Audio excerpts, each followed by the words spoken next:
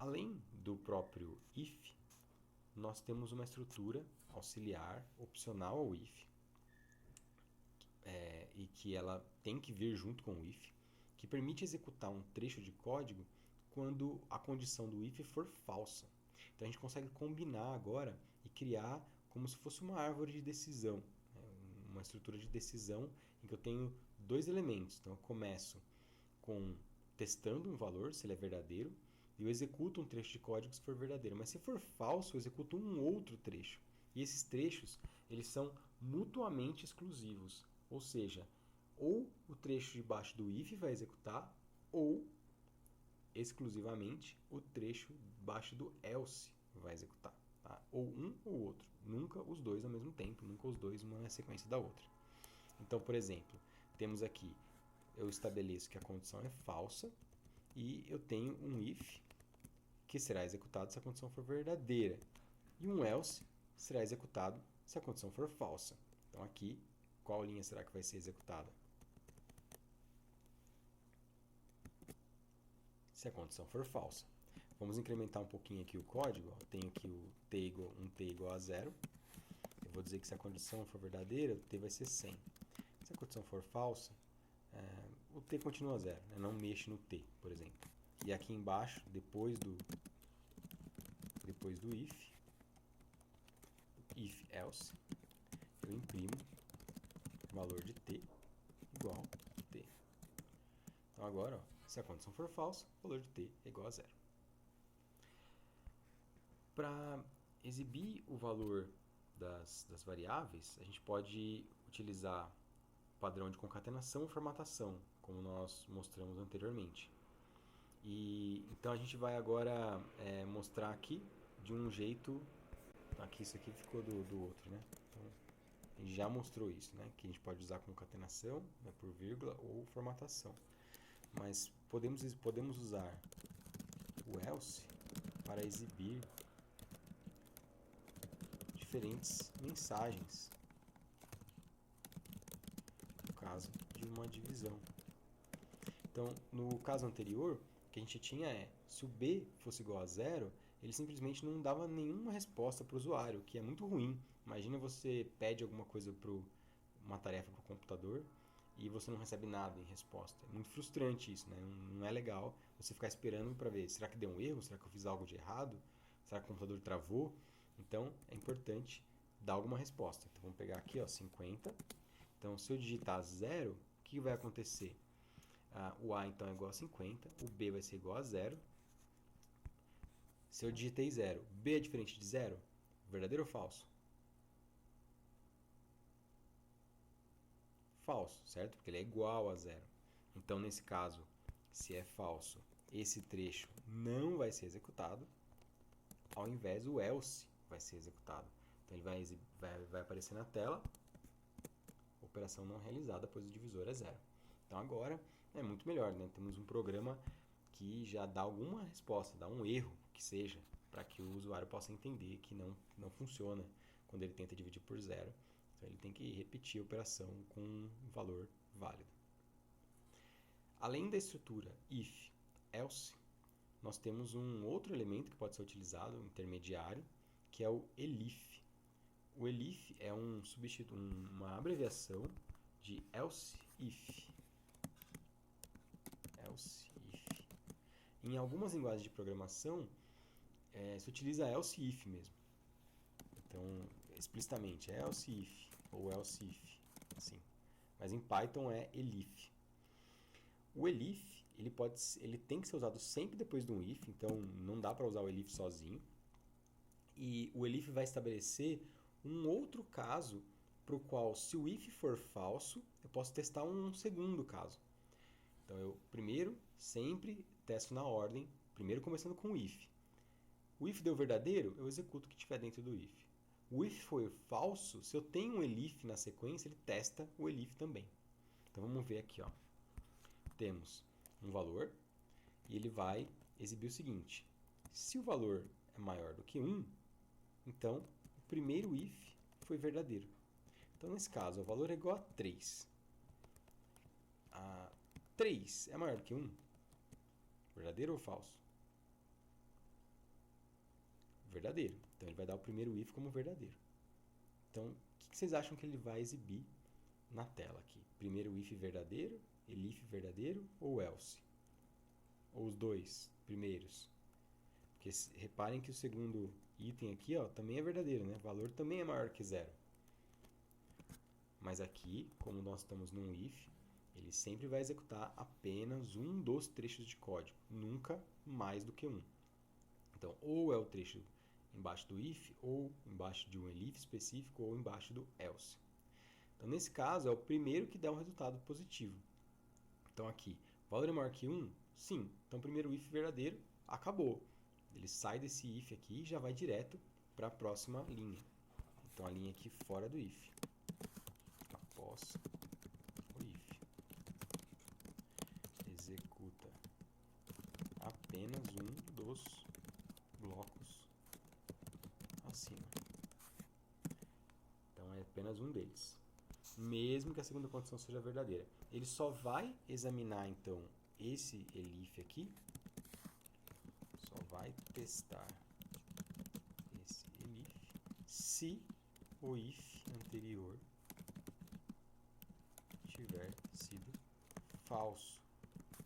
Como é que a gente pode ver isso, então? Colocando o valor igual a 1. Por quê? 1 é maior que 1? Não. Mas 1 é maior que 0? É.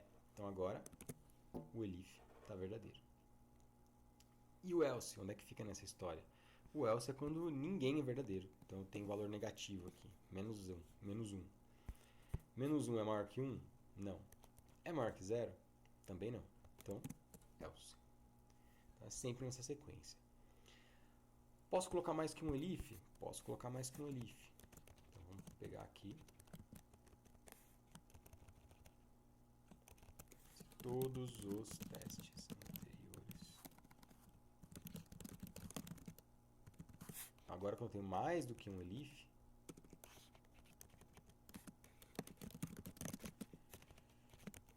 ele vai testar todos os anteriores. Então agora eu tenho um elif para testar se é maior que 0 e um para testar se é igual a 0.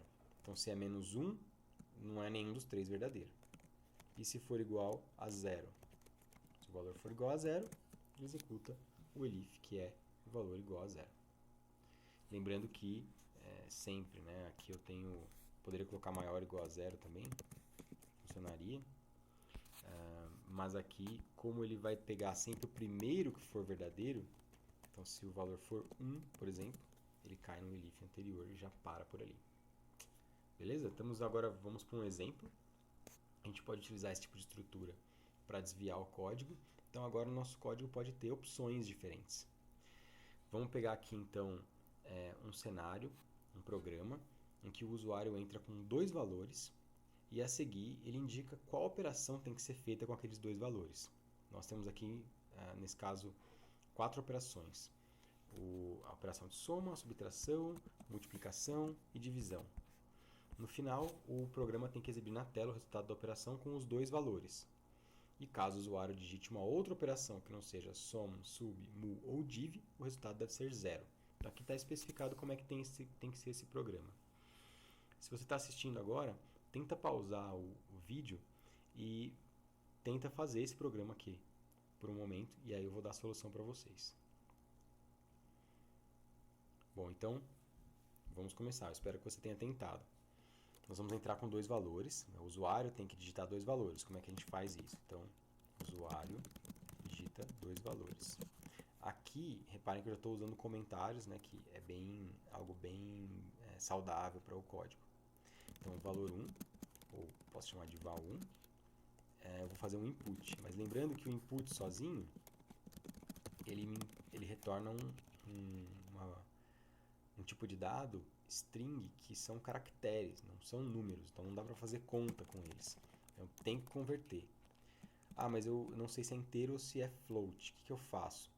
Bom, se eu não especifiquei, é melhor usar float, porque float contém números inteiros, mas se eu usar inteiro e depois o usuário digitar um número float, eu não tenho muito o que fazer, né? Então perdi a precisão do float.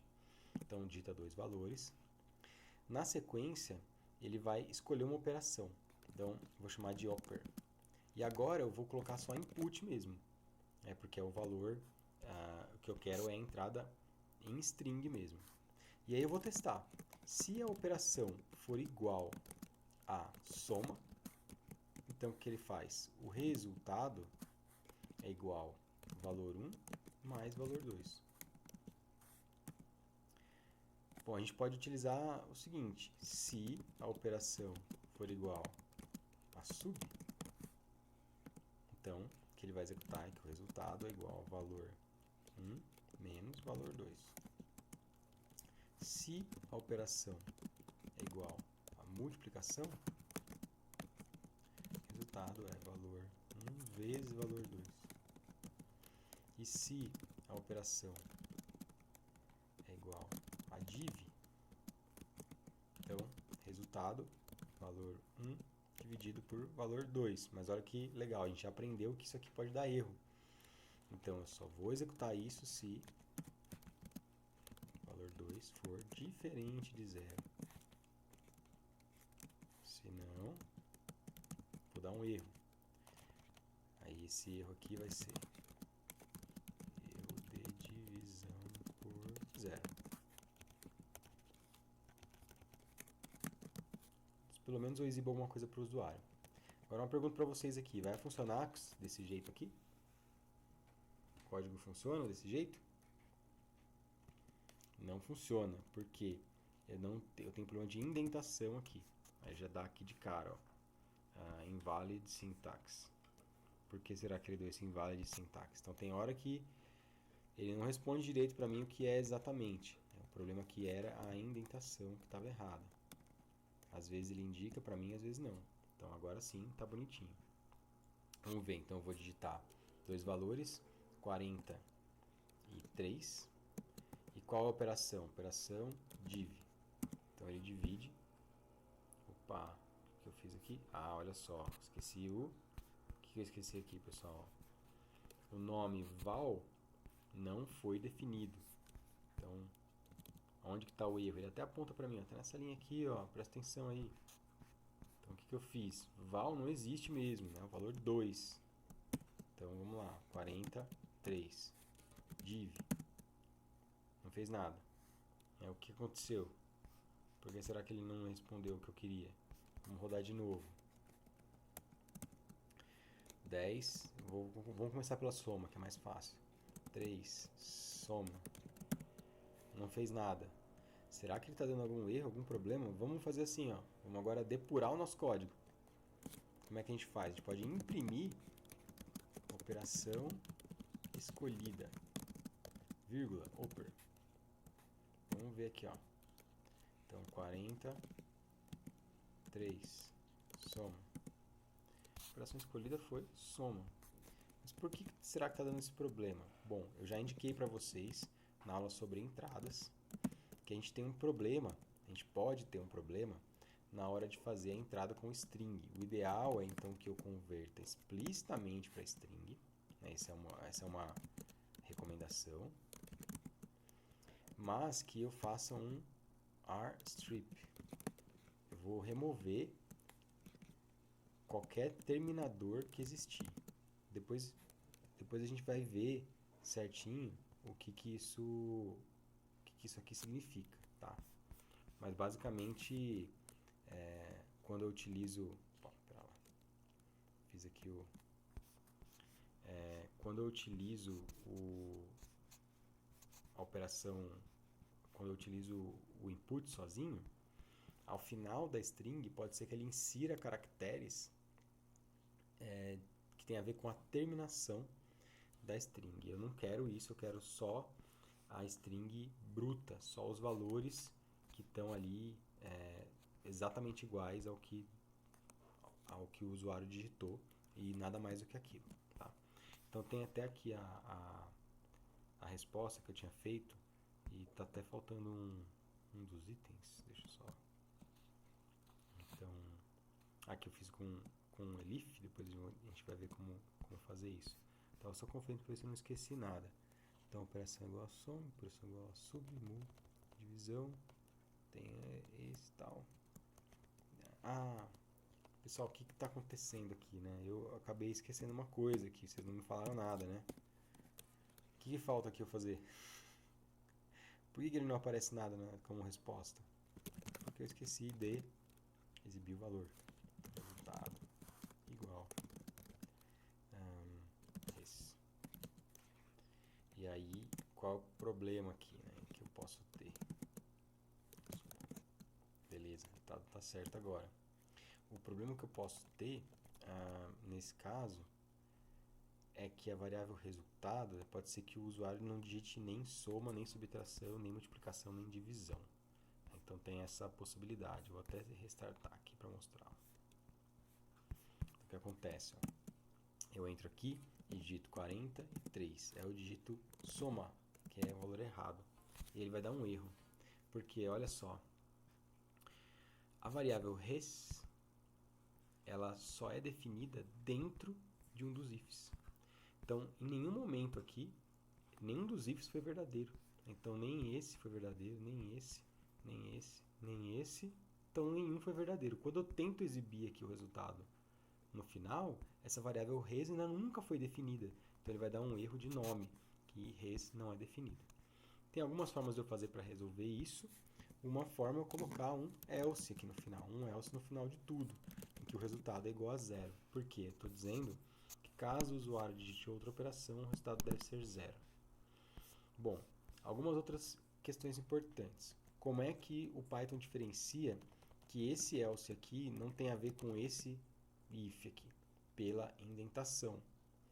Então, por isso é tão importante a gente manter a indentação. Ele sabe que o que tiver na mesma linha aqui, no mesmo nível, está dentro do mesmo sistema if-else.